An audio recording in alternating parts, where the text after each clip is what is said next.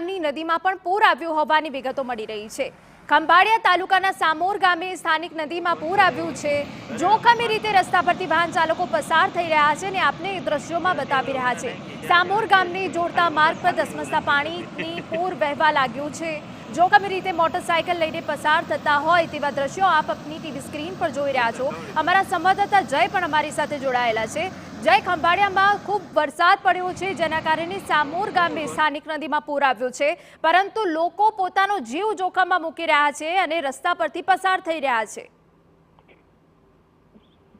ખંભાળિયા તાલુકાના સામોર ગામે ધોધમાર વરસાદના કારણે સ્થાનિક નદીઓમાં નવા નીર આવ્યા છે અને છલકાઈ ચૂકતા જે બેઠા પુલ છે, બેઠા પુલ ઉપરથી ધસમસતા પાણીનો પ્રવાહ જોવા મળી રહ્યો હોય તે વચ્ચે સ્થાનિક લોકો છે તે જોખમી રીતે પસાર થતા હાલ નજરે પડ્યા છે। જી બિલકુલ, આભાર જય। તો જોખમી રીતે રસ્તા પરથી વાહન ચાલકો પસાર થાય છે, પોતાનો જીવ જોખમમાં મૂકે છે। સામોર ગામને જોડતા માર્ગ પર ધસમસતા પાણીનું વહેણ જોવા મળ્યું। જોખમી રીતે ત્યાંથી મોટરસાયકલ લઈને આ યુવકો પસાર થતા જોવા મળ્યા અને પોતાનો જીવ જોખમમાં મૂક્યો। તો આપને દ્રશ્યો બતાવી રહ્યા છે કે જ્યાં વહેલી સવારથી જ દેવભૂમિ દ્વારકામાં ધોધમાર વરસાદ પડ્યો છે અને ખંભાળિયાના જે ગ્રામ્ય વિસ્તાર છે ત્યાં જળબંબાકારની સ્થિતિ સર્જાઈ ગઈ છે। સ્થાનિક નદીમાં પણ ભારે પૂરની સ્થિતિ સર્જાઈ છે।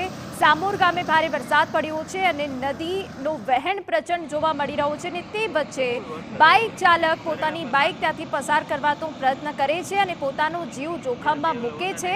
જોકે વારંવાર આ પ્રકારની સૂચનાઓ આપવામાં આવતી હોય છે, પરંતુ છતાં બી લોકો પોતાનો જીવ જોખમમાં મૂકી નદીના પ્રચંડ વહેણમાંથી પસાર થવાનો પ્રયત્ન કરતા હોય છે।